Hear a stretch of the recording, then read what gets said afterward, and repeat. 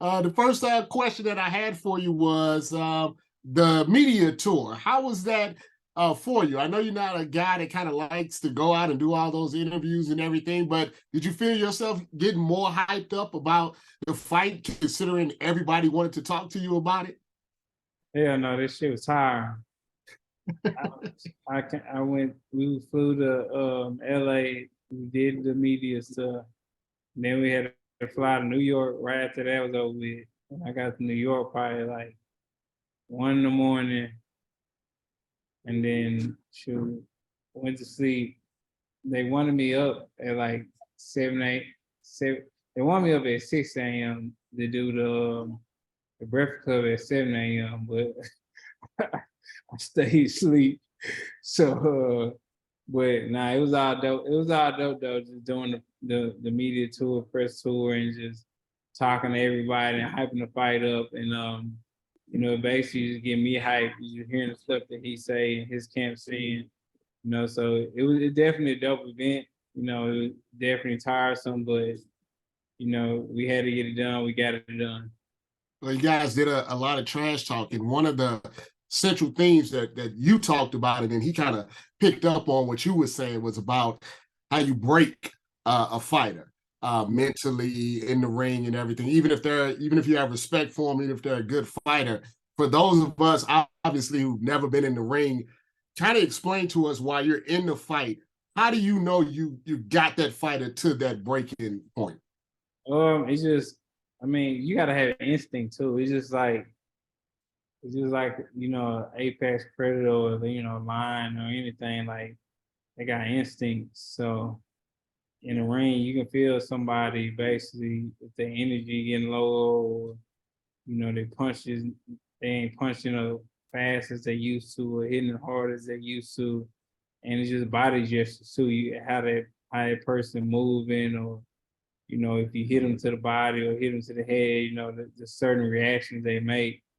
You basically can tell if you got the instinct that you get into them or you got them. So it's just things like that, just different facial expressions. It's just a bunch of things that goes into it, but I feel like a real killer he's just know. Now, one of the things that I always find interesting is that when people talk about pound for pound fighters and things of that nature, Terence Crawford, and you've talked about this before, we all know that he's a great fighter. We all know that he's a tough fighter. His resume is a little light as far as what I would consider signature fights or fighting guys that are like top 5 or pound for pound guys. He's getting up there in age. Do you think when he gets in the ring with you, who is probably not even probably, his best opponent that he's ever fought in his career, and obviously you're at a different level than these other guys, do you think it's going to surprise him, the fact that, hey, now I'm actually fighting at a different level and it's not as easy as it's been considering his resume? And what do you think of his overall resume?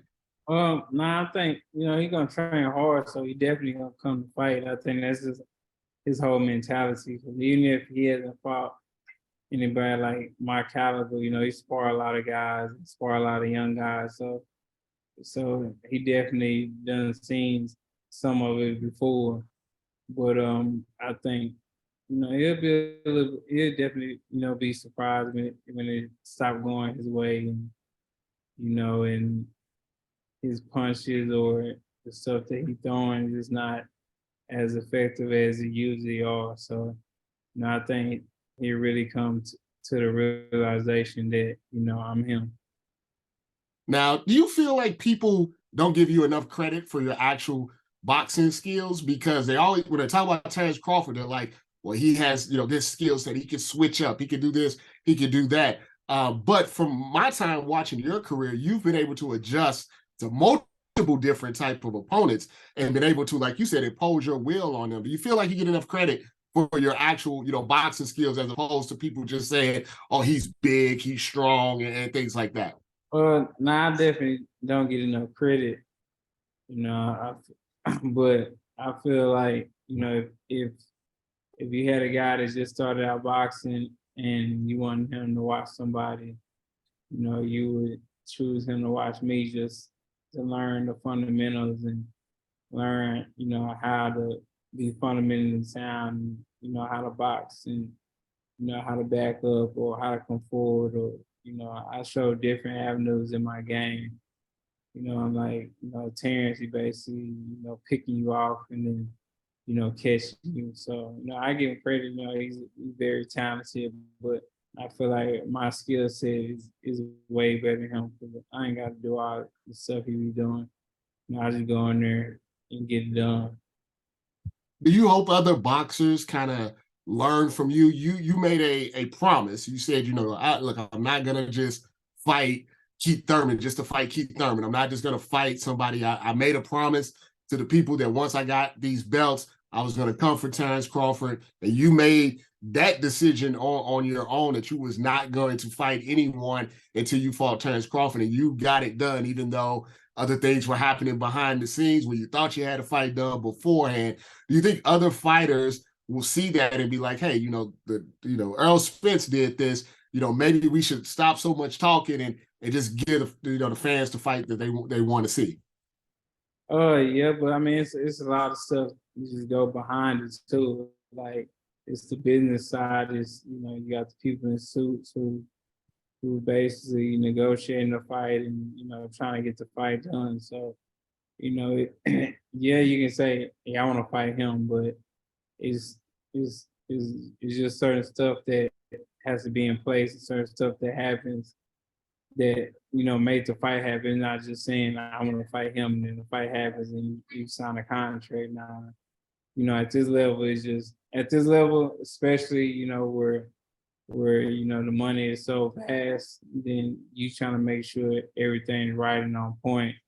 So to make sure that you know you get what you want, he get what he wants, and to make sure everything go together. So it's not as simple as just hey, I want to fight, yeah, let's fight, and then it just happens. You know, you got lawyers and managers and other people that's you know that's in there too that's making sure that I'm gonna get my bang for my buck. He gonna get his bang for his buck. They gonna get their bang for their bucks. And you know, everybody basically get their bang for their buck. So, you know, it it is everybody. It's basically just more than two fighters fighting each other. You know, with this type of fight, is you know everybody trying to you know figure out what makes sense. And this is really curious to me. How are you able to perform at such a high level even when you have like these longer layoffs? We see other fighters when they have the long layoff, they either look flat or they're just not the same. You actually seem to get a little better the longer the layoff is, no matter if it's just like you said, politics or injuries or the car accident. What is it about you and the way that you train that you can take off this time, and then when you come back in the ring, you're still as sharp as if you just fought a couple of months ago? Cause I'm in the gym. Like, I mean, I'm training 9, 10 weeks, and that's just my mentality. Like, you know, I'm a fighter. I don't believe in taking tune-ups, so I need a tune-up. My tune-up is when I'm in there sparring or hitting the mitts and you know working out to get sharp. So my mentality is different from these other guys where you know they need a tune-up or they need to fight. Just like you know Crawford, he needs a tune-up with Avanesian. Somebody he been out for a year. So you know my mentality is just on a whole nother level where you know, just line them up, just give me a name, and you know, I'm gonna get them out of there. So I'm a lot different from these other guys. I appreciate Put a contract, put a bounty on their head, man. I'm gonna go get it.